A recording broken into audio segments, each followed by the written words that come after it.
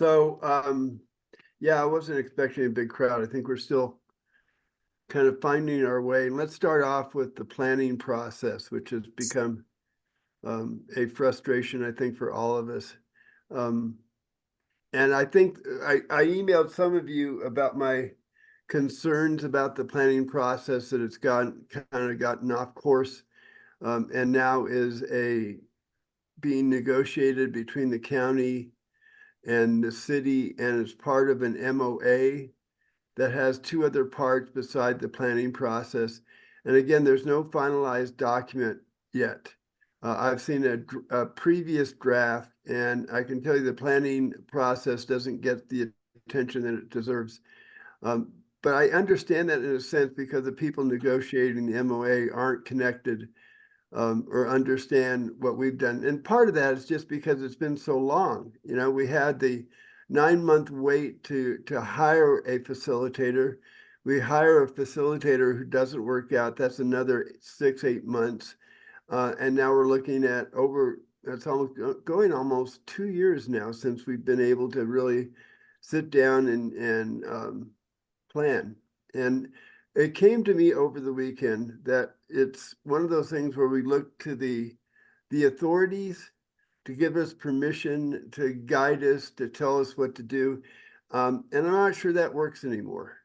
And what I would like to do is look at that document that we put together for the RFP, and other documents, and start looking at a way that we can present a fairly detailed plan to the powers to be, county and city, about how we can go about addressing the issues that we have before us.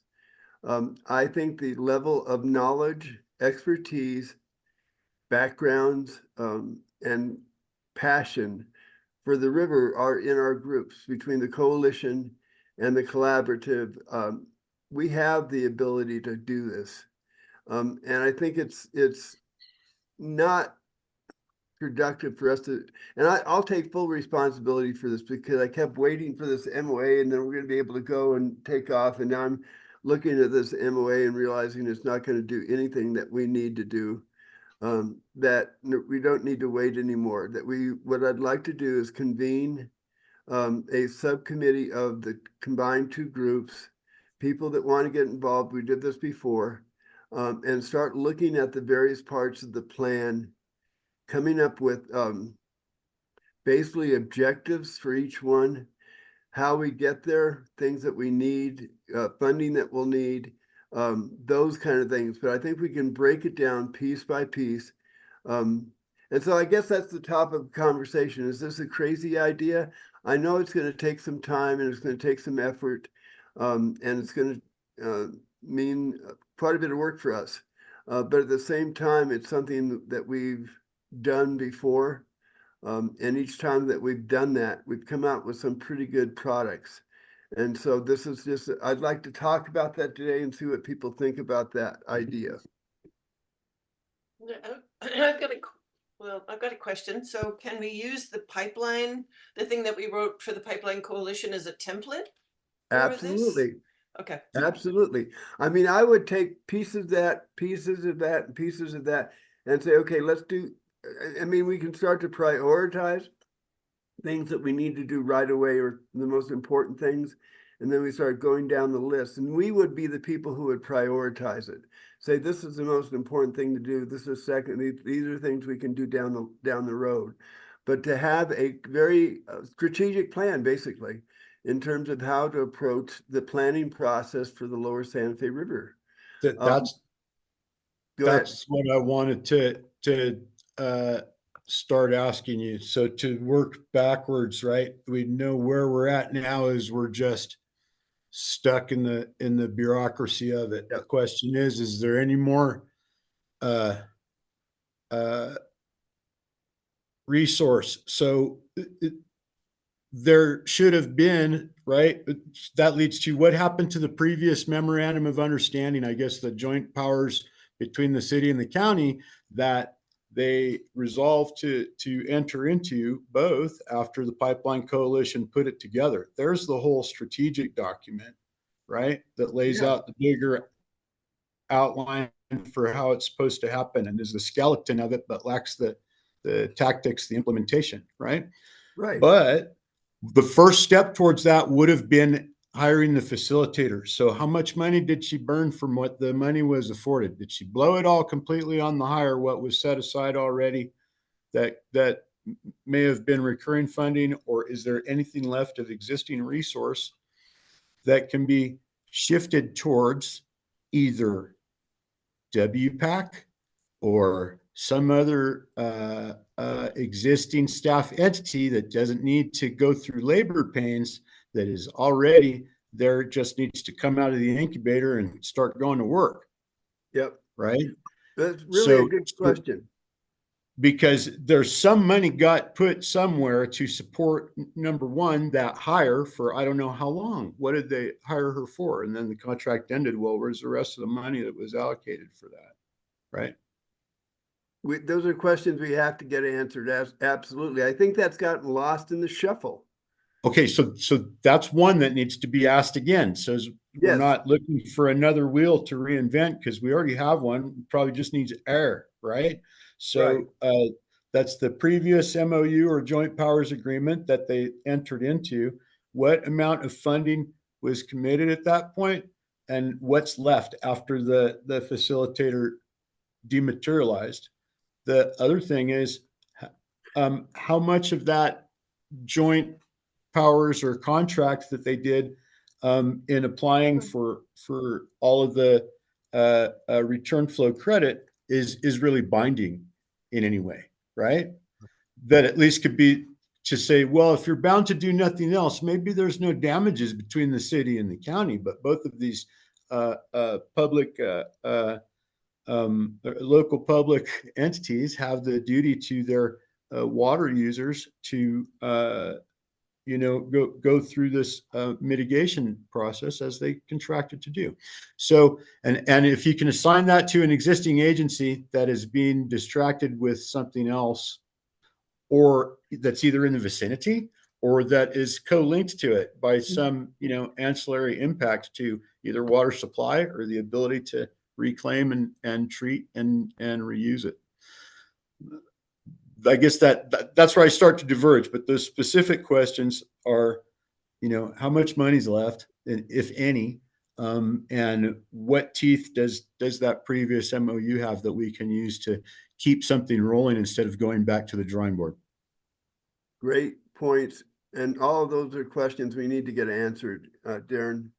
Anything else, folks? I think you really hit the nail on the head in terms of figuring out what resources we still have, and figuring out how we can utilize those resources to the best benefit that we can manage. And I'm not, one of the things I think too is I don't think we should be limited by those resources. If there are additional resources that we need, if you start looking at that document that we put together, there's some pretty strong caveats in terms of finding the right people to do the right things, technical knowledge, those kind of things. And I don't think that we should be reluctant to request additional funding. That we hopefully will be in a position to say, okay, folks, this is what we need to do this. And really, we're going to go back to the planning process, obviously. But I'm just wondering how that's going to, again, this is the big question. How is that going to be managed? Go ahead. Can I just make one more comment on this? Because what we've learned as we keep doing this, what we've learned is that, and you can see it just in our gallery this morning, right? Is who's not here. The county's not here, right? Well, I've got a couple of city guys that are funded, right, to participate and collaborate. So at this point, any collaboration outside of the traditional village fellows are here, but we're here in a volunteer capacity, right? And as stewards of our subdivision of the state and our role in the county. But this requires we need to get more county staff sitting here realizing that there's somebody needs to be assigned to this. The county agreed that this was work that the county needed to do and, needs to assign. Now, they don't know where to go because it hasn't formed what it was called as proposed. So we need to make that, I think, connection again and say, please start sending people back to collaborative meetings because that's where the work of this lower river mitigation is actually getting done, as it has been since 2011. Let's just be honest about that. Yeah, right. So Shelley, Carl, let me who do- catch you up. Everybody knows Shelley Muller, who is Shelley, the who are you? PFAS coordinator for the county, who's not technically a county employee, so she doesn't meet exactly what we would like to have attending these meetings. Yay. But we're delighted that you're here, Shelley. Totally. Thank you. I can take Absolutely. messages back for sure. Okay, cool. That Yeah. would be appreciative. Yeah. So what we're doing is talking about the Lower Santa Fe River planning process that is now stuck in negotiations. The latest I heard is being reviewed by legal at the city, then it's got to go before the Public Utilities Committee of the city, and they suggested the Water Policy Advisory Committee for the county review it. And then it goes to the city council and to the county commission for finalization. And I told everyone, Shelley, that I looked at I tried to get, it took me a while to get a copy, and it's just a copy of the previous MOA that had been put together, and our planning process, which was basically the main component of this agreement, has become an afterthought. And it's just not what we need to have happen right now. So there's a general frustration among us that we're not moving forward with this planning process. I'm making the suggestion, and Darren came up with some really good ideas about, in a sense, our committees, or this committee, this collaborative, and with the coalition, would start to take over parts of that process to explain to the city and county things we need to get done. It's just a general frustration that we have now, this is going on, is it 3 years, Maury? I get lost in Maybe time. more. Yeah, it's been a while. And so it's just kind of lost its momentum for a variety of reasons. How long it took to do the procurement, and then we had the facilitator that didn't work out, which was really a big waste of time. And so now we want to kind of revitalize what we're after. And I think the point I will make over and over again, with the collective knowledge and expertise and backgrounds of the people that are involved in this, that aren't they're outside of the government, and even inside government, people who are really smart. And I think that we can gather those people together in a way that we can really start to look at things that we can do to benefit the watershed. And I know it may be a little bit pie in the sky, but at the same time, I'm really tired of sitting back and waiting for things to happen that don't happen, and then seeing things that do happen that aren't what we ever wanted to have happen. Oh, wow, that's a great question. Darren's got the question about the NEPA for the return flow pipeline. I think that's just stuck somewhere in the Bureau of Reclamation. And it's not, I haven't seen any movement in terms of funding for the pipeline. And so I think that's still out there.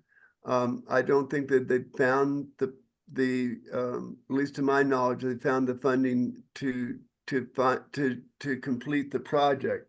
And so I don't know, somehow they got the NEPA buried somewhere. And that's another, okay, this is my idea. That's Go ahead. tactically good for us. But this now sparks the idea, since we know that the process is so long in forming or securing resource, particularly funding for maybe staff on a committee instead of a facilitator, let's get the participants with some stipend or something out of the community. So you've got all your traditional community leaders involved, and all your Acequia leaders involved, and all your other mutual domestic and Cienega, and those three Acequias. And if we can unite, but having people at least able to commit to their regular standing duties like that as quasi-county officials, the application may be made by the county to whatever federal resource we have available at the Right. moment, particularly with reference to infrastructure funding, water and infrastructure funding. So maybe what the ask is from the county right now is, please turn us on to whatever funding opportunity there is for a community formed, a citizens similar to a Sanitary Projects Act formation, a public body that gets together as the Lower Santa Fe River Mitigation Planning Committee, as we described it before, but see if we can get federal support to do that, so that we're not reliant on the county bureaucracy in itself to shut us down, right? It may be possible that it's expedited going through the federal channel. I don't know, but maybe.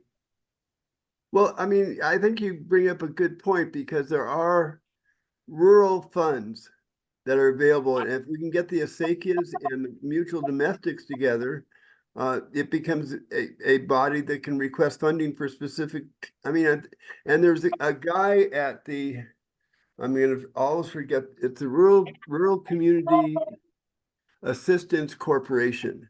And there's a guy, he's the guy that's been working with you on the well, Darren. Yeah. And he's the guy, I can't remember his name right off the top of my head, but he's the kind of guy that if the Well, even Ramon Lucero came from old Sauter Yeah. Miller and went to the North Central New Mexico Rural Development Corporation. I think that's the name of it. So he's not there anymore? No, but he's still there. But this is what I'm getting at. Okay. Those mechanisms are there, and those work for approaches for our communities and our systems for capital outlay and for infrastructure planning when they get on that list and go through that situation. We're more in a damage control. Look, the point right now is that we're talking about a group that deals with mitigation measures in the first place. So we're anticipating a negative outcome that we have to respond to. That's in addition to our other emergent pressures, okay, that absent a declaration from the county as emergencies, be it PFAS contamination or be it stormwater pollution, if that starts to rear its head again, or be it the toxic plumes into the groundwater, all these things that require mitigation throughout the watershed, right, start to become where the county is the already formed voice or mechanism for all of those other organizations. We're not at parity with the county being subdivisions of the state by being, Acequias under Chapter 72. We're not at parity with the county, special districts and all this. The county still has more stroke and has more resources and I think volume to their voice that they could be using on our behalf. So Okay, good points. I think they're ready-made. It's ready-made for, instead of us having to form a new affiliation or something, to just request the county support of its traditional communities, Acequias and mutual domestics, and keep it about the water, and the public health concern. Right. And and use that to elevate it to the forefront of whatever else is on the county's plate besides regulating development. I'm also wondering, I know when this planning process was starting, it was not starting at the same time as the update to the La Cienega community plan, but I'm wondering what potential dovetails might exist now that planning process is underway and it has the support of the county and the kind of staffing structure behind it. What collaboration or overlaps are possible now that we're in this present moment, even though we Right, right. didn't anticipate being quite here. So that brings county planning staff into it, which is good because there's an element in all of those community plans. There's a water element, you know, in addition to infrastructure, that's going to have to be reviewed by La Cienega. That's still in the process of formation in La Right. Bajada. And so this is, again, that's a great catch, Maury, is the tie-in between sustainable growth management planning and sustainable land development and Water. water. And how come it is that we're beyond doing planning for sustainability, we're doing damage control and mitigation. So it's kind of a different situation. I Wow. don't know. That's all Okay. I love you guys. So one of my first thoughts is we need to formalize this in a letter, and really go through the different parts. And I think one of the things that you bring up, Maury, is that there are all these different parts that we need to have coordinated better than they are being coordinated right now. I mean, I can go back to we have a well monitoring program that got started and then Michelle left and it went, I'm not sure, and there's some money there too. So that is out there. Then La Cienega got some money for strategic, you know, for water planning. And then we've got the money hopefully some money from the pipeline agreement. But there needs to be some overarching coordination of these elements, and it doesn't exist right now. It's very fragmented, and until we get that kind of back together, then I think we're spinning our wheels. And I'm having So, problem. Go Carl, ahead. who in the county should be doing this? Who is the person? I mean, we had John Dupree, and he's gone. So Well, Paul's on and then we Paul Choman's on the call right now, so and Paul's our he's- guy. he's taken John's place.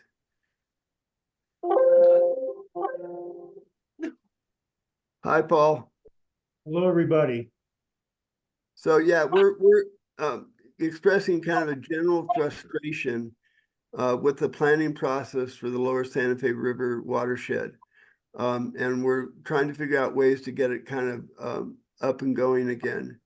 And I know that you've been working on the MOA with the city, which seems to have gotten very complicated and very drawn out. And there's some concern among us. None of us have seen the final draft. I don't think there is a final draft yet. But I did see one draft of the MOA that seemed our planning process kind of gets lost among other issues in that MOA. And so we just want to make sure that we get it back to the proper attention that it needs in terms of us moving forward with the planning process. And so I think one of the things we've discussed this morning, and I'm suggesting that we write a letter and we formalize it. It will be written by the collaborative, reviewed by the collaborative. It will be reviewed by the Pipeline Coalition, so that we have everybody on the same page in terms of how we want to go forward. Is that something you think would be helpful, Paul?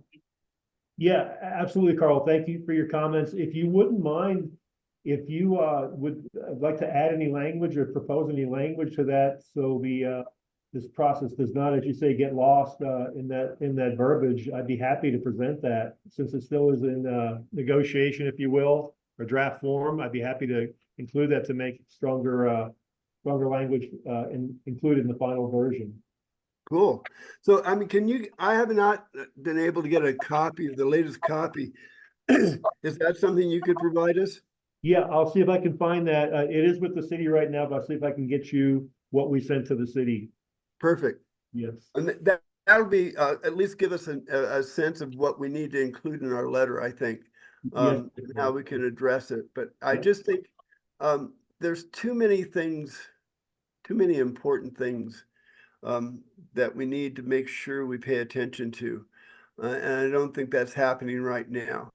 And it is a absolute collaboration in terms of us working together to get this document before the powers to be. And I just, I get a little emotional about this because it's so important that we get this thing right. And it hasn't been right so far. Again, it's been a frustration that I think we've all kind of sensed or felt.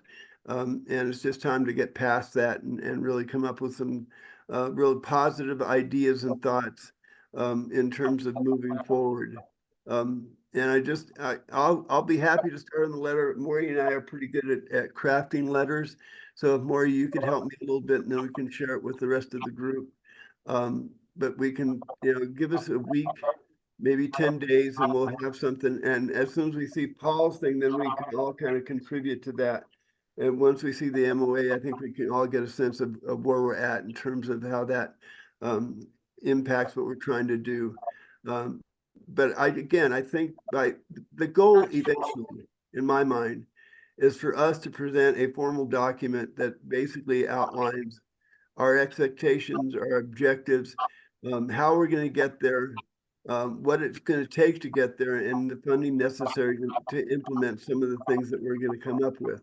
And I think this is the time to do it. And so that's where I'm headed. Any comments, folks? So, Carl, Go I ahead. want to say one Go other ahead. thing. That sounds so good, but so both the county and the city have transparency issues. You do stuff and then you tell us later, or so we don't learn about it, or we learn about it by reading an article in the newspaper or something like that. And then also, I question what the values are of the, both the county and the city. And also your performance is hasn't been wonderful either. So how can we trust you to do what's right? To give us, to move forward on this excellent, proposal that we're laying out to you. Are you saying you don't trust me, Bobby? Hmm? You saying you don't trust me?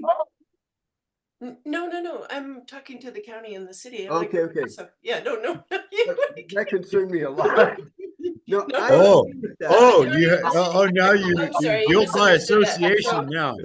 So Carl is laying this stuff out, and we want some more transparency from the Absolutely. county and the city. That's Right. one thing we have emphasized over and over and over again is anything that we do and any communications that we get, or everybody can see them and appreciate them. Joanna, is this something the Wild Earth Guardians could support? Right now we're still at a little bit limited capacity because there's only 2 people in our rivers program and our director is working part-time due to some family issues. So we might be able to engage a little bit later in the year, but right now I think we're kind of Okay. at capacity. Would you be able to at least review a document and say A or nay? Yeah, definitely. Okay, that would be helpful, right, in and of itself. So Maury and I will work on a letter, and we'll go from there. Anything else? I think we need to loop the SEC Association back into the collaborative. So who Yep. I was going to run into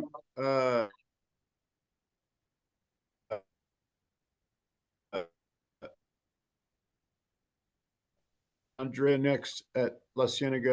And I think that absent another water-related conflict, she probably would have been at least, if not LCVA, the Acequia Capilla Vieja would be at this meeting today Right. too. So that maybe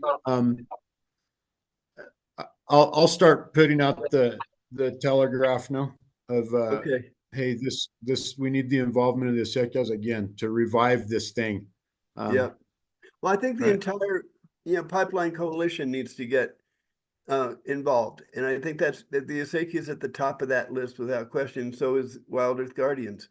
And so those are the things that we really need to encourage and support. I think that's entirely an important thing to do, Darren. Right. I think that we're beyond though, this is a different animal than doing the protests and Right. flexing our litigious muscles and this, right? So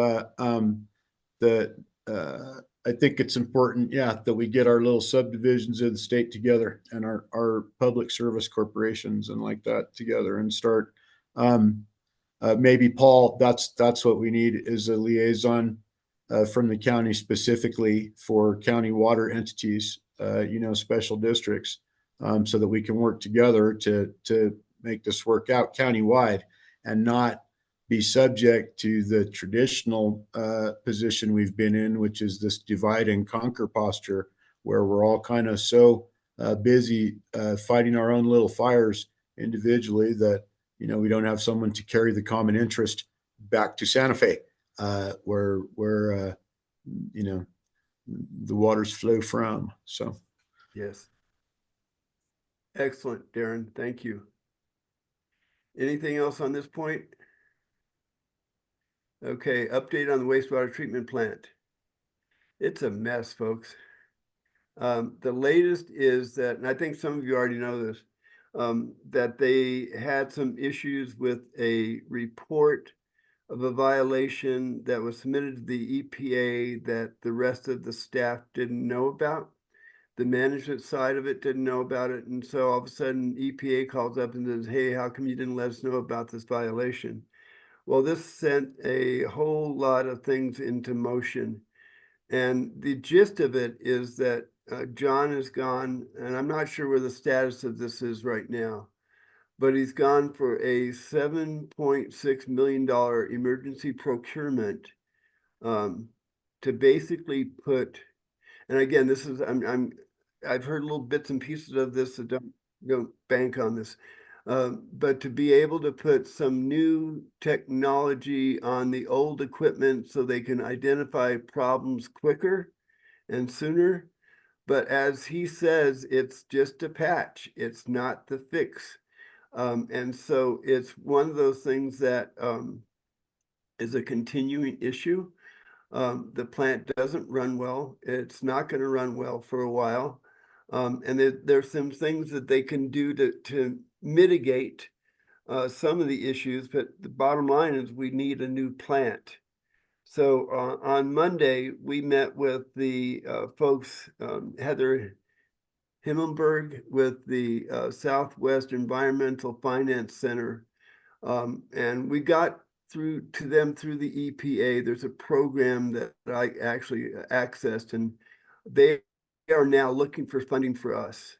So it's one of the things where we push this out to people who really know how to get funding, and this amount of funding, we're looking at 300 million bucks, folks. But there are ways to do that, and we are actively doing that. So we're looking at probably a 5 to 6 year period, and there. And I'm not sure if I'm supposed to say this, but there's actually some land acquisition that John's just about to complete, where the new plant would be located, which is nearby, but not where it is now. And again, these are all things I have a sense of what's going on. I don't have the specifics. But that is something that he wants to pull the plant farther away from the road, for one thing. He wants to make it less, he doesn't want to make it a prominent piece of that area. He wants to hide it a little bit. But the new technology, it's going to be guys at a huge screen running the entire plant. And so when something fails, you immediately know that that fails, then you can go take care of it and deal with it. Right now, that doesn't happen. By the time you figure out there's a problem, it's caused a problem in the other part of the system, and all of a sudden it's been magnified more than it should be. And so that's in process, and it will, and I've heard this now from their mouths, it will include a constructed wetlands. That will be part of the long-term plan. There will be a constructed wetlands. That came out of people I hadn't thought would talk about those things before. And I just thought that that's neat. I mean, that's one of those things that we've been pushing for. It will be included in the plans. It will be part of the future of that area. So long term, and again, we're looking at 5 to 6 years, we're going to turn an environmental disaster into a shining example of what can be done if people get together and manifest a clean river, which would be pretty amazing. But there's things that we need to do in between now and then. And one of the things and this will be included in the letter, we have to start testing the river water.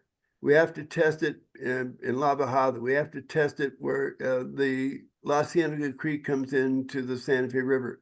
We have to test it as it gets past the wetlands to see what's coming out of that. Because only by then are we able to really assess the issues that downstream users are facing.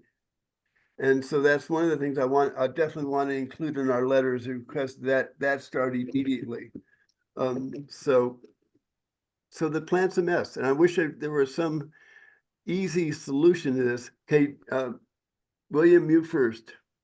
Okay, so like with the land acquisition, I'm always doing a lot of looking at the assessor's map and that kind of thing in that area.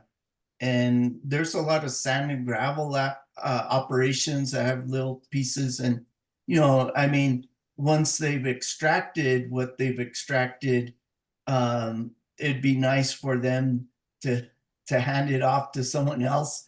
So it's their problem. Right. There's also a bunch of BLM city and county properties all along there. I don't know that they're Right. big enough. Right. Well, I don't know what John has selected, but it is big enough. I mean, one of the things that is a frustration to him is they lease that land from the airport. So Yeah, they're paying some like $400,000 a year to have it there, and he's going, wait a second, man, we can do different things with that money, and that's one of the reasons he wants to That's move it. He doesn't interesting. want to have to pay the airport that fee. well, So- this is what the second part of my question is that, you know, I heard that John Dupuy was talking about like modules, like big concrete boxes that you put in to your plant, and maybe you have 10 of them at a time, and then as one gets really dirty, you pull it out and it goes to the next one. No, No, the modular systems are really a new way of doing wastewater treatment, and it's pretty interesting because you can do it in parts. So you can put in one module, take over one function of the plant, get that taken care of. Then you can add another module to do another part of the plant, and so you don't have to do it all at one time. You can do it gradually over time, which may help the funding. It may make that a little bit, but they're established, they're smart, and they work. And so that's one of the things that, go ahead. yeah, what I'd like to do is have John kind of explain these different options to us, because, you know, it's all new to us. Yeah, Mhm. Yeah, Okay, and that's where I'd especially like a presentation to clarify that the point isn't just relocating to a more suitable location that facilitates the transfer of Santa Fe River water through some bloody pipe back up to the Rio Grande without it going down the course of the well, Santa let's Fe make River. that I need that assurance very clearly. presentation at the next from- collaborative meeting, or if we want to do it sooner, I'm sure that John would be willing Please, to. because that determines the position of where La Guajada is going to be coming from in terms of how we approach any type of mitigation. There's mitigation and no water. How about that? If the, you Yes. know, that's what my hair on the back of my head's going up, saying that you're going to be mitigating nothing. Let's put a new plant, put it somewhere else, and further into closer to Las Campanas and further away from Okay. public No, scrutiny and all this, and let's just get it over with and put the water directly to the club at Las Campanas, and then what's left, put it back to the Rio Grande, and then you know, and then who's it going to start selling their Amet water up there to? We can all rearrange the customer service scheme for that too. I mean, if that's where that's going, wow, sorry to be paranoid, but you know. No, I understand. No, and I I think hear it's you. really appropriate. Maybe we should even have the special meeting to have John talk to us about the new plant. Let's think about that anyway, but I those are all legitimate things, and I think Obviously, there's still things up in the air because you're gonna have some city councilors who may say, well, let's just keep rehabbing the existing facility. And I can tell you that's not John's position, and it's not something John's gonna do or be a part of. But at the same time, he's got to deal with the political realities of people who aren't maybe as informed or understanding of what the issues are. Carl, do you Yeah. know, or is it possible to get the number amount for the cost of repairs to the plant over the last 5 or 10 years? Whoa. Because I mean, I feel like that would be a pretty stark illustration to compare with that 350 million price tag. But I feel like, you know, in the past couple months, it's been, or in the last 6 months, I feel like it's been at least 10 million in emergency Crazy. funds. So, you know, I think it would be helpful to just be able to compare those prices. But I think to Darren's point exactly, you know, I think that folks in this meeting and the communities that we're part of can be ready and willing to support constructing a new plant. And I think that that's really important. But in order for that to happen, there are very particular assurances that need to be made and guaranteed. And so if we could get those in place as we move forward, and then, you know, we can be in a position to be supportive and to assure the city council that this is something that the community supports and wants to see happen as soon as possible. But, you know, we certainly don't want to support and then have the rug pulled out from under us, or Right. particularly a downstream And community. off the So record, every once in a while, John just mentions he's looking forward to the input of the collaborative of the planning process to help them decide what to do, kind of thing. So he knows that it's important that he get that kind of support. I think you hit it right on the head, Maury.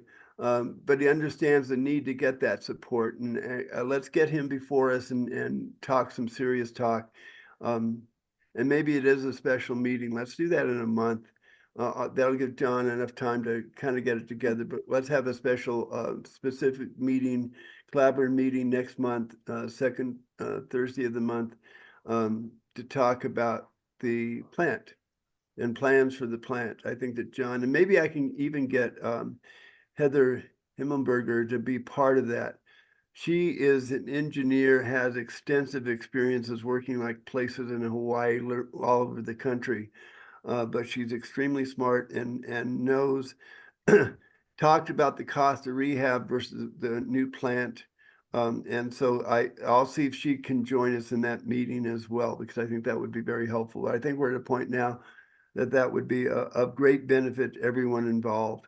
So let's go ahead and plan that. Thank you. That's great stuff. As always, it's a pleasure to be around you folks. Carl, I have a question. So who's going to do the water testing that you're talking about? We don't know yet. I Okay, don't know. because it has to be done properly and Yeah, I know yeah, that personally. absolutely. So, and then anyway, I had another question, but for later. So, okay. Okay. Huh, interesting. William, I think you have your hand up. Yeah. So basically, you know, I urge everyone to go to like Google Maps and go out to the plant and kind of look at the thing, because what Maury's saying, and Carl has said, I think the plant started in 1963 or whatever, and they have these two little circles. The old way they used to just water the poop and process it that way. And there's like 5 different lagoon systems that are going on in the area. And I mean, you know, I'm sure it's probably like 500 million since 1963, and you could probably adjust the 1963 dollars to 2024 dollars. And, you know, I mean, they've been working this thing for so long. It's just kind of incredible. It is pretty amazing. Yeah, there's a lot of money and a lot of contracting that's been done for that plant. Carl, do you think that as part of the next meeting, there could be an update of the master planning process that's happening? We certainly can ask. Yeah, I think that's appropriate too. I mean, obviously there are a number of questions that we have about the plant that we don't have answers to. And so let's do a special meeting and get John before us and whoever else and Mike Dozier, and let's talk about the issues about we need to have addressed so we can feel comfortable in supporting the new plant. I think John will welcome the opportunity to share his information. And again, it's a little bit of a moving target. Go ahead, Darren. So just to keep on drilling on this point, if a new plant, what is the even existence of a proposal or plan for a new plant due to the previous feasibility scale from the Bureau of Reclamation that even made a return flow credit pipeline a higher feasibility than complete reuse of the treated effluent? How come that didn't change if this didn't change? The new plant wasn't on the table when that feasibility study was done and it was determined that paper water was all important. Now that we're talking about building a new plant, and we can talk about, I think I came to a meeting of the Santa Fe River Traditional Communities Collaborative this morning, right? So now we're talking about keeping that river alive, because I think one of the charter purposes of this collaborative was to ensure the continuous and uninterrupted flow of water through the Santa Fe River. Clean water. So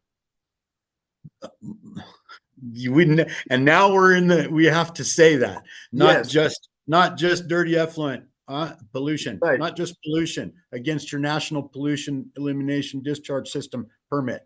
Talk about their violations and all that, right? So if we're getting down to this, then maybe that pulls the whole plug on the pipeline and all that and gets back to the health of the river instead of just trying to shut down that whole scam. So I think maybe we got to start thinking about that. Can we please try and get a Bureau of Reclamation attendee to this special meeting so we can ask that question?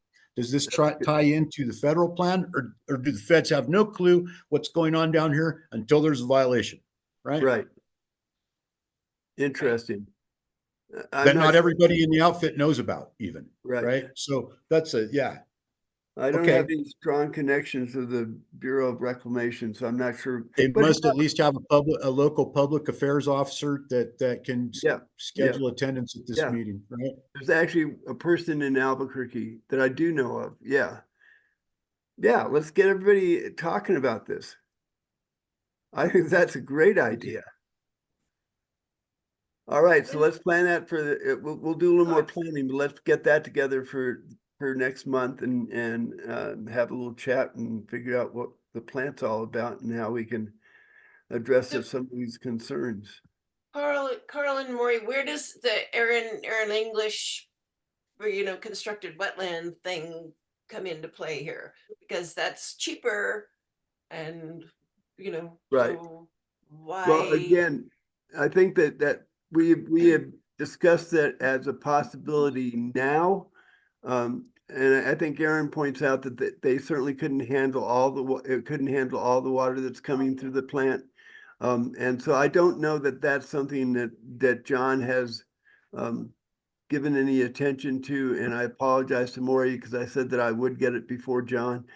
But let me do that and see if there's any consideration for that as a possibility, as a temporary fix. If they're doing other temporary fixes, maybe this would be a temporary fix as well. So I'll be happy to carry that to John. Yeah, just to jump on that a little bit or provide a little bit more context. Basically, the proposal that Aaron made that we gave to John and several other city staff was for a mitigation wetlands for the current plant that could be constructed at much smaller budget and a much shorter time frame that could mitigate at least a percentage of the flows before they returned to the river channel. But the plant at its current location actually just doesn't have the land area outside of the infrastructure to design a wetlands that has the surface area large enough to treat the entire flow of the effluent.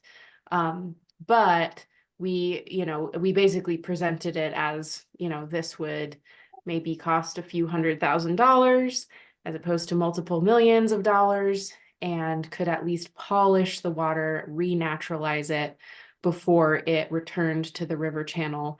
And it wouldn't be such a big waste of money, putting into the old plant, that it couldn't basically be abandoned, when a new plant is constructed. And it would just kind of help buffer in the meantime. So that was the presentation we gave to John, but I know that he has a lot of variables that he's dealing with right now. Yes. So we haven't gotten confirmation if that is a puzzle piece that fits in his vision of how to mitigate the plant in the short term. But Aaron's designs were not meant for a long-term solution for the plant. It's just a short-term Right. mitigation effort.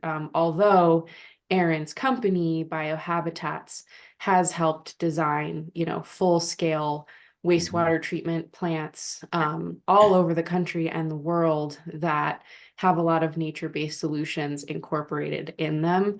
And so, I'm sure she would be happy to give a presentation here at some point, or provide any other resources for folks who are interested. She did provide those resources to John to look at. And so I'm wondering if some of those seeds got planted when Carl was talking about the eventual new plant, including wetlands in it. Maybe that stemmed from that conversation. But It did. yeah, it's an interesting question, and brings up a whole other angle for the importance of community engagement and buy-in. It's actually Mike Dozier is the one that brought up the fact that we were going to have constructed wetlands. So that was a little bit of a surprise for me. But should we invite Aaron to this meeting? Yeah. Okay. Okay, that'll be part of the presentation then. Cool. Thank you, Shelley.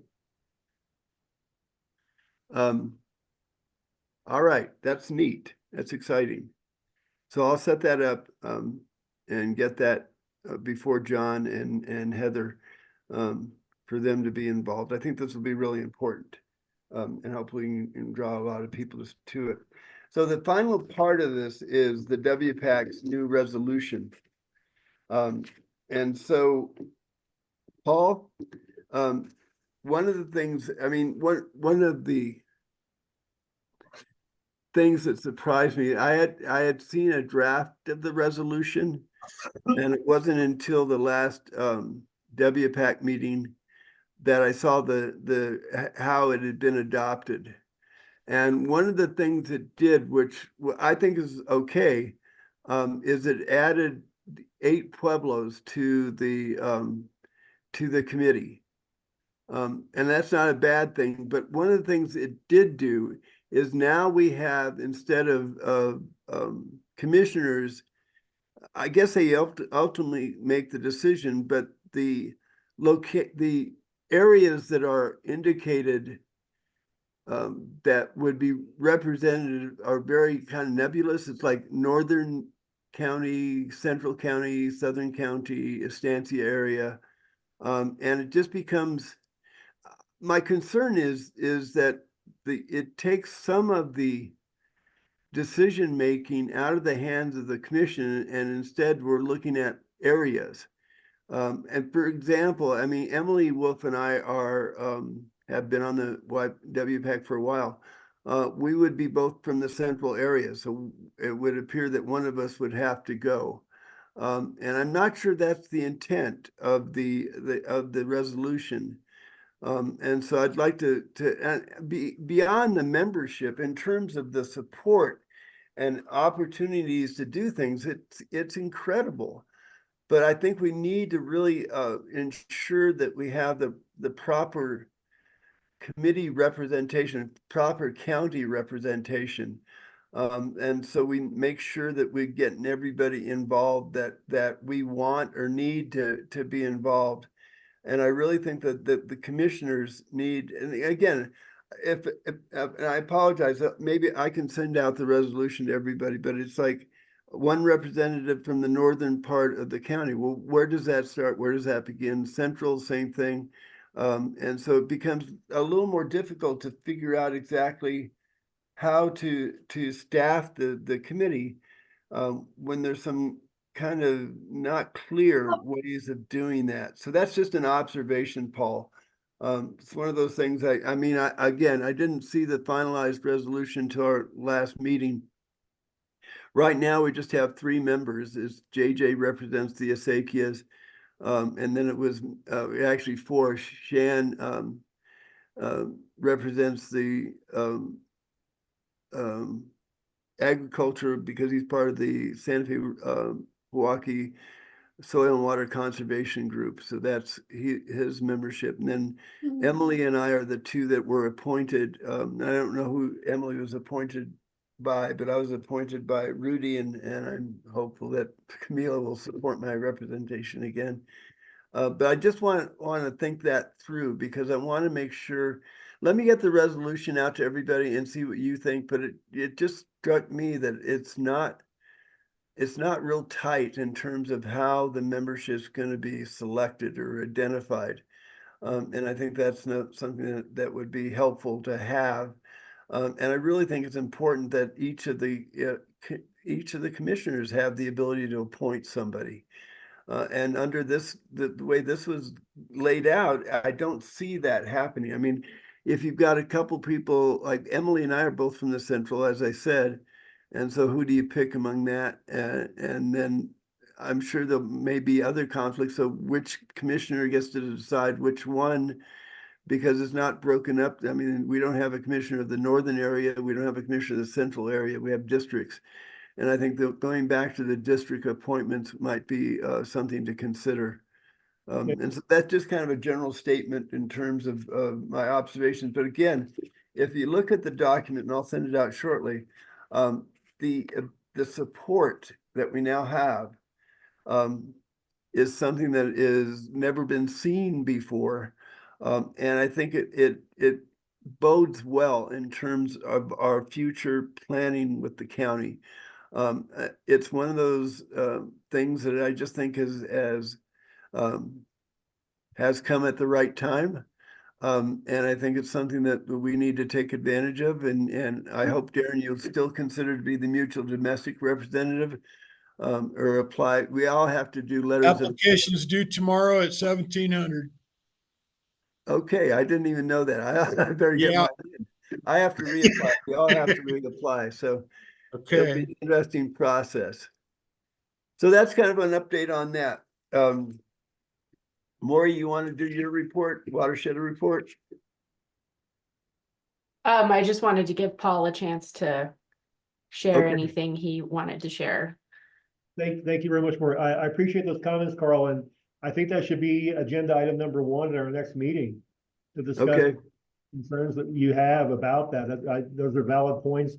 I did not get a chance to see that until it was like grown before the BCC. So, Commissioner Mustamani has been very, very busy with PFAS as well as other issues and such in her backyard there, if you will. And so I think that we could have done a better job of routing that around and communicating it for more input. But let's put that particular item on the agenda, item number 1, and specifically to your points to address them. I think they're very, very valid. Yes. All right. Thank you. Sure. Cool. Yeah, thanks, Paul, and thanks for joining us for this meeting today. Absolutely. We really appreciate it. One more thing too, an update from the county. We have hired, we made an offer to and was accepted for a new water resources manager. It's a gentleman from Idaho. So he's not from New Mexico, but he's from the West. He's familiar with everything from canals to aquifer storage and recovery and such. Very, very impressive person, very intelligent. And I think he will be a a great asset to Santa Fe County and all these various groups that we are involved with supporting, especially the watershed committee. So we're excited to announce that. Excellent, Great news. I believe exciting. will be coming on board. Wonderful. Great. Well, yeah, I'm happy to give a quick SFWA update. Won't take too much time. On a superficial, but a public scale, we're hosting our second Love Your Watershed Day on May 4th. At DeVargas Park downtown, but in the week leading up to that, we're doing a watershed wide cleanup kind of in preparation for the river blessing, hopefully the following week, right, William?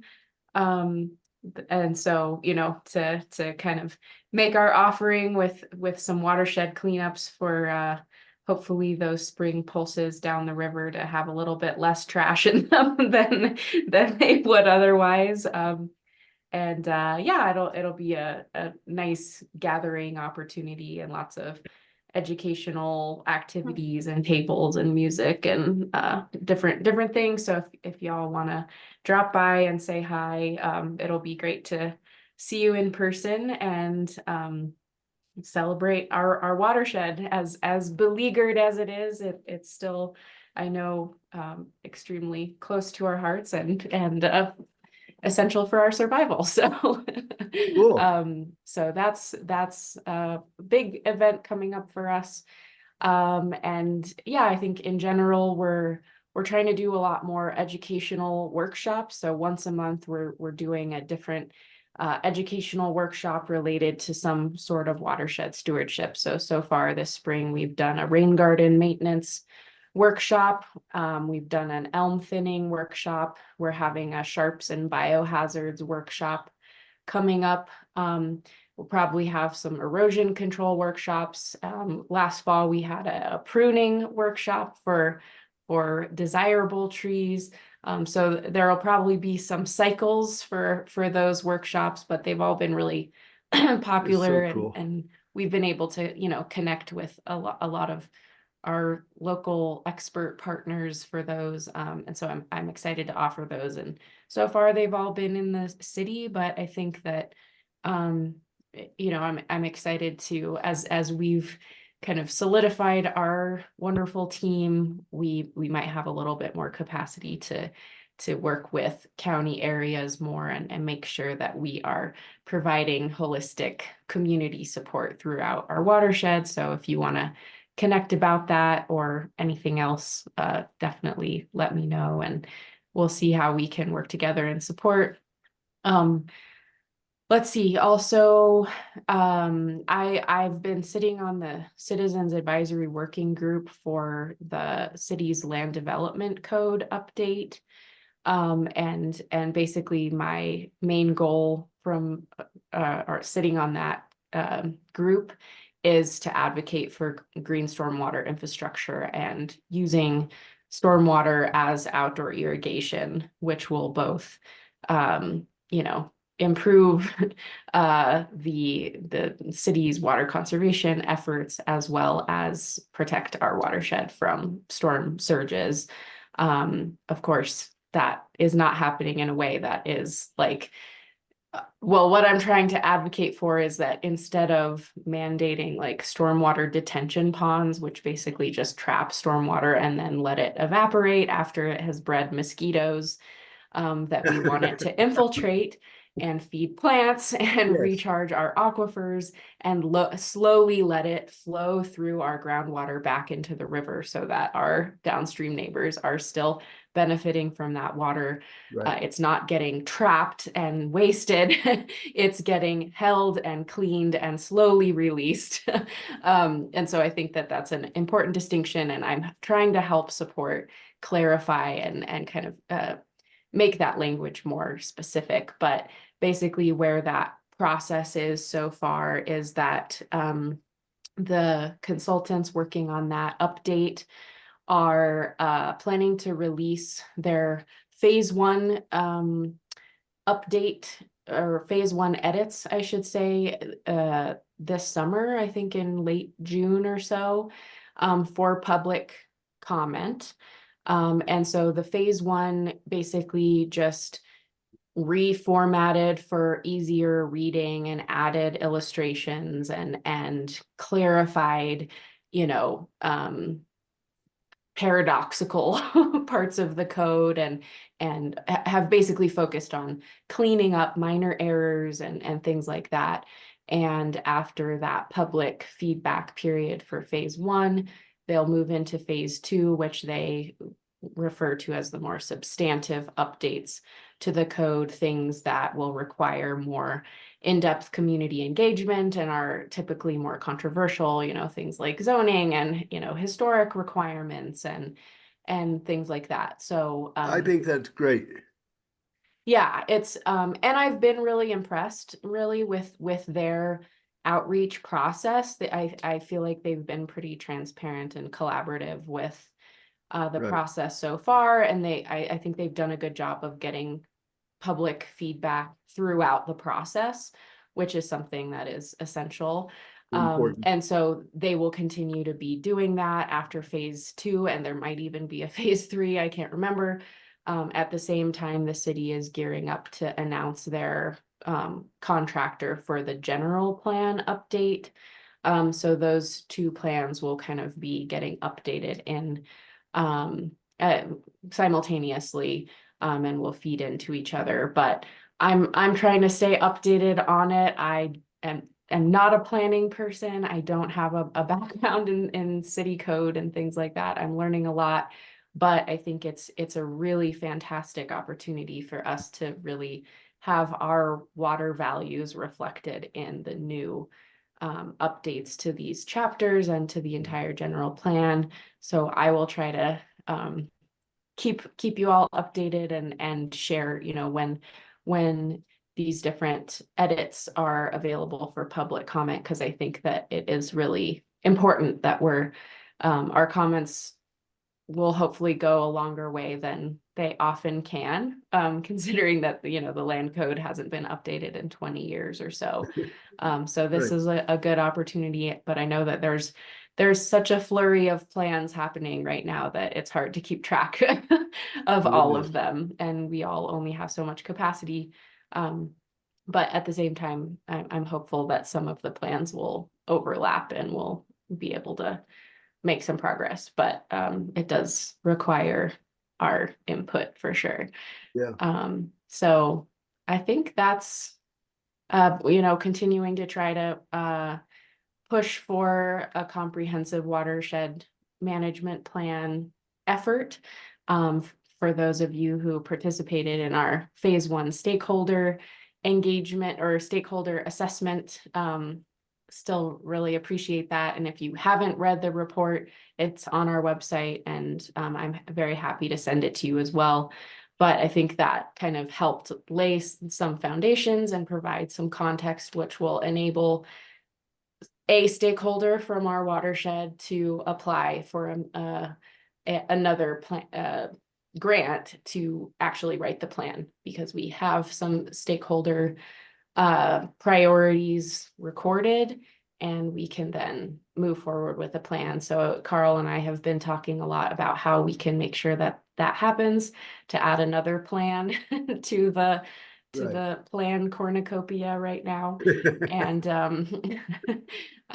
yeah, and hopefully make sure that it's supporting and dovetailing with all the other planning efforts happening, and not you know, not competing with them. So but it seems like a pretty important time to have a comprehensive watershed plan that really does make the connections between upper, middle, and lower watershed issues, and how they are entangled and interdependent, and how we can solve them together. So Cool. yeah, I think Thank that's you. about it. So, you know, my pipe dream for the stormwater management is the Arroyo Hondo as it comes across I-25. And there's a big piece of land that belongs to Peter Comas. And I want us to buy that and use that as a stormwater management area and park. And I think it can be done. And I actually talked to Zoe Ikeson about that, and she got pretty excited. And this is an example of, we've got to have the city and county working together because stormwater doesn't stop at the county line.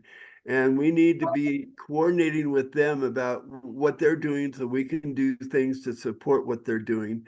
And the other thing I want to report on is American Rivers. At first, William, what your question? Go ahead, please. Okay, I just wanted to piggyback on what Maury was saying about the land use code.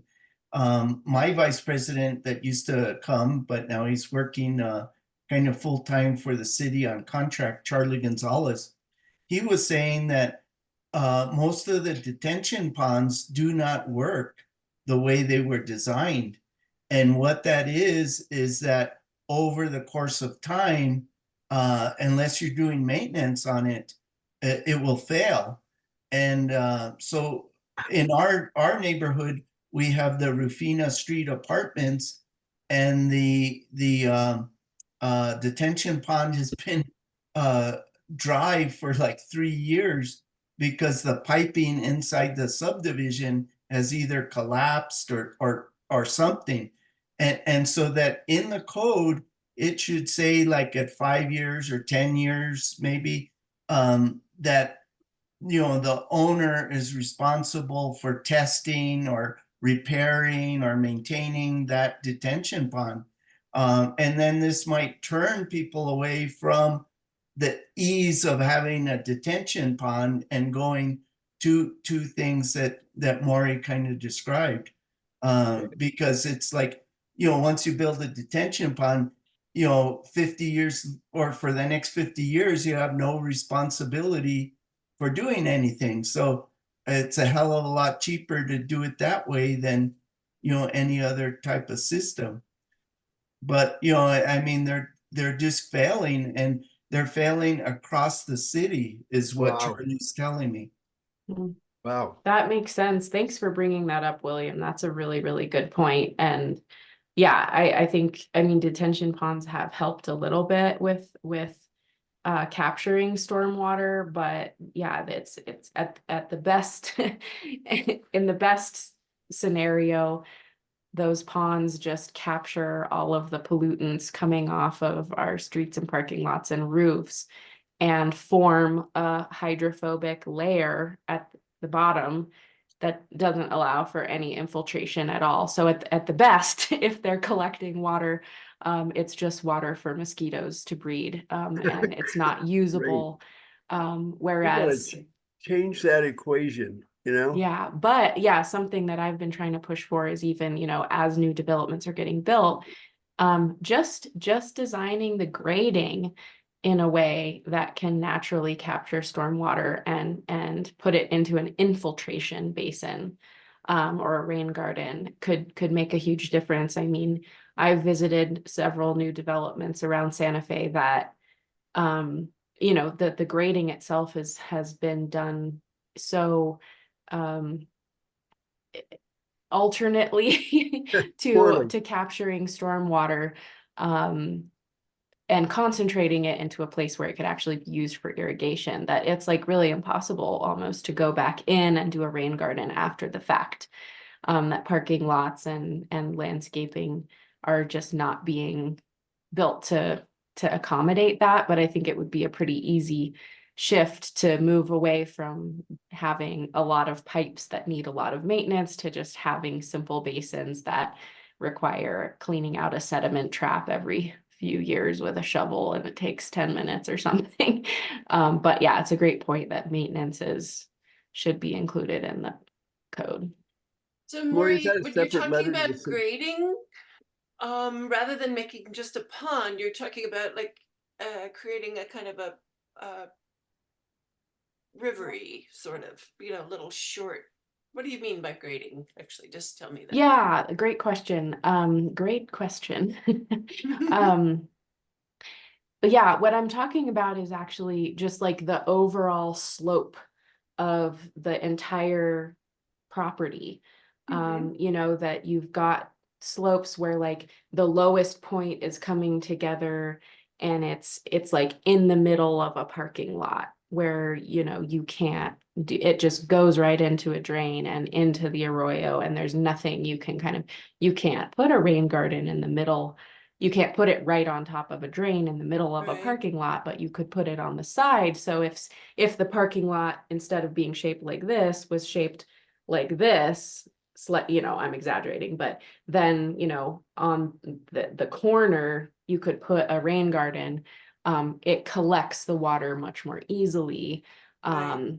where you can plant vegetation and things like that. So even simple, or having enough space on sidewalk corners to put in small basins or things like that. So pretty basic changes that just kind of enable an easier collection of stormwater, you know, or that it's not sloping. I mean, I don't think that new construction is sloping towards buildings necessarily, but Well, I was I- stoked to see the little rain catchment basins they have in the parking lots at Santa Fe High School by the track there. No, they have Yeah. those, so it's not just a concrete jungle, right? Even just in that asphalt, there's little islands that are made to recharge and the grading goes back into them too, right? So that there's some exactly. infiltration.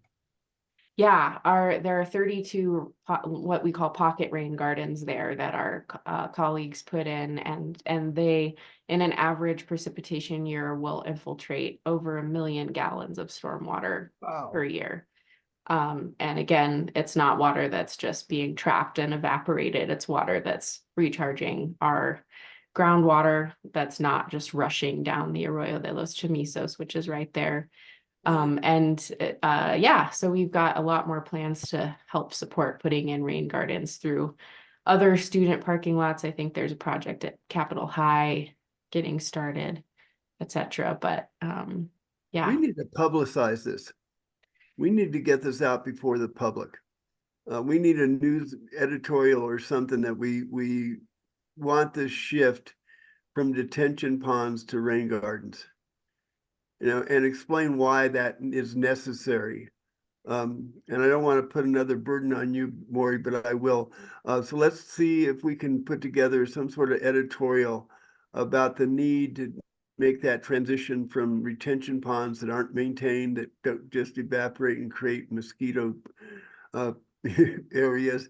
And let's look at rain gardens as an alternative for the future of Santa Fe. And then again, this goes back to one of my crusades, and that is to see if we can't make Santa Fe County the leader in water conservation and water harvesting, and how we can replenish the aquifer, because it can be done. Fortunately, out in our way, there's not a bunch of things that have been done that would have to be redone. We have kind of an open canvas that we can paint on, and you know, we've got a kid in our community, a young man in our community, John Romans, who went through the Tucson program, who is gung-ho about water harvesting. And so that's the kind of stuff that we can collectively do. And it goes back to the planning process. This should be part of our plan. Part of the watershed plan has to be this attention to water harvesting, water conservation. You know, if we duplicated what the city does in the county, we'd be saving a whole heck of a lot of water. But this means that we have to address the 10,000 wells. So there's a total of 12,000 wells in Santa Fe County. 2,000, and it sounds surprising, 2,000 of them are within the city limits. The other 10,000 are outside. And I can guarantee, having lived in La Cienega for a while, there are a whole lot of people that have no idea that they need to save water. And so it's a matter, an educational program that we really, thank you, Joanna. But there's an educational component to this. This really goes back to something I've been preaching for a long time. And I think it's time to do it. A bilingual newsletter that goes out to everybody that we can in the county to get them to understand water issues and the need to conserve water and what that means and how they can contribute to the entire process.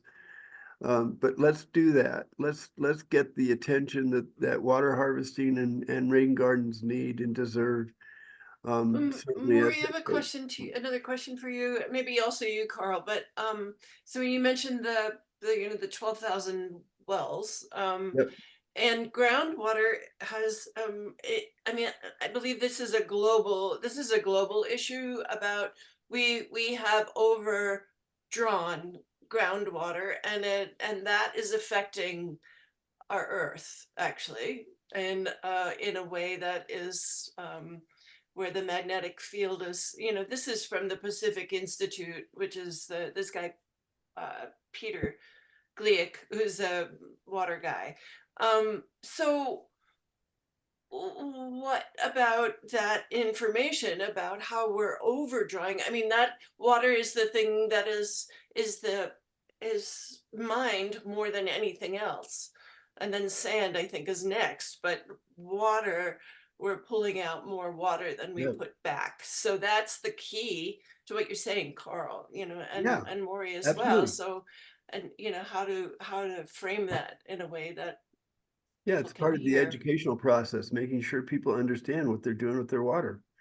I mean, again, we live in a community that everybody thinks we got tons of water.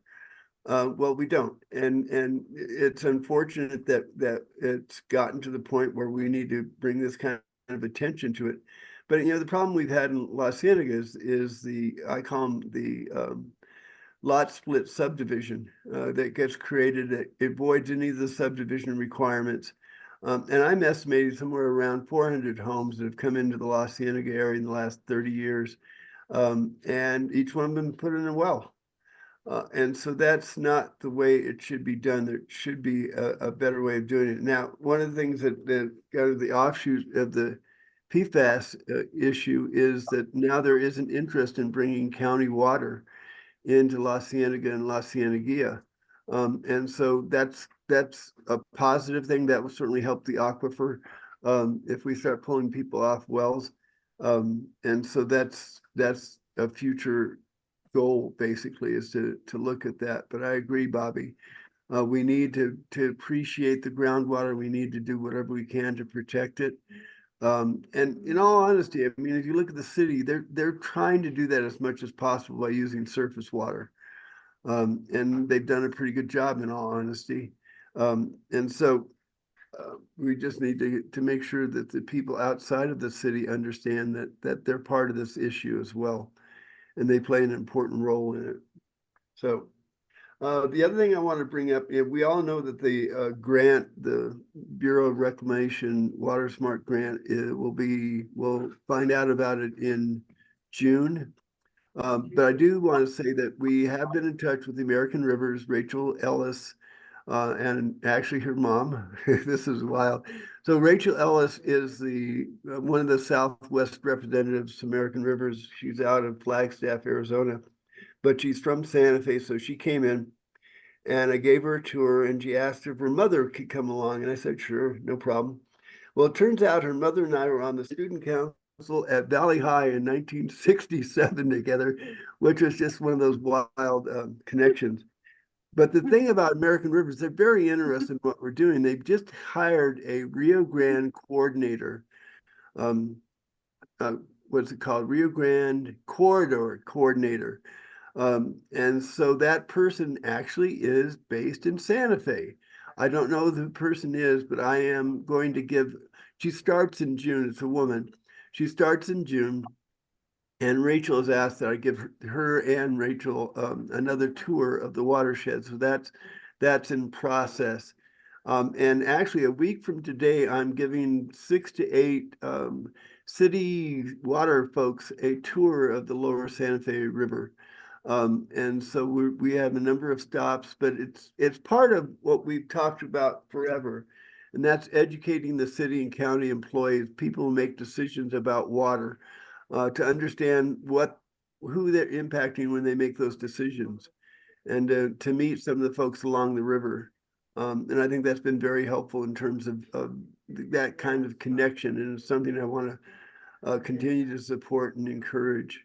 So I'll keep you posted on that. So anything else for today, folks? can you give her, when you find out the name of the person, the coordinator, Rio Grande corridor would you get it to us? Absolutely. And- We yeah. can invite her to the next collaborative meeting after she starts. How's that? That would be great. That would be Yeah. cool. It's gonna be And Rachel Ellis, she's related to the painter Fremont Ellis, right? Yes, she is. And she did a dissertation on water or something that she interviewed me for that, years ago. Cool. No, she's pretty neat. I like her a Yeah. lot. And a good connection to have. So if the Water Smart grant doesn't make it, maybe we can get the American Rivers involved. And I mean, the goal is to have a plan for the entire river.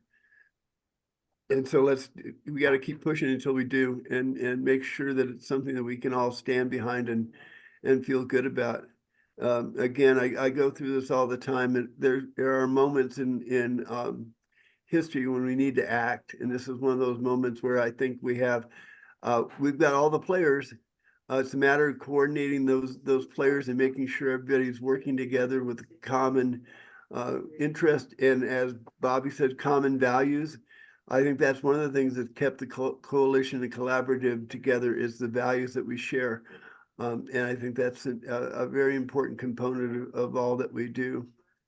So thank you as always. Well, let me just say too, I've been harping on for years about the July 22nd, 2018 flood. Yeah. And city and county have never really responded to that. FEMA did some stuff, but I mean, they called it 1,000-year flood, but they have no plans to avert another 1,000-year flood. And it's really through the Adopt a Royal program that Maury has and her attention to detail on these detention ponds that are really gonna, mitigate maybe future 1,000-year floods. I agree. We're gonna do Doing this. what we can here. We're gonna make this happen. Paul, thank you so much for being here. Joanna, you too. Patricia, as always. But anyway, let's onward and upward to the water issues. Thank you all. Thank Thanks, you. everybody. Good Bye, to everyone. see you. Bye-bye. Bye.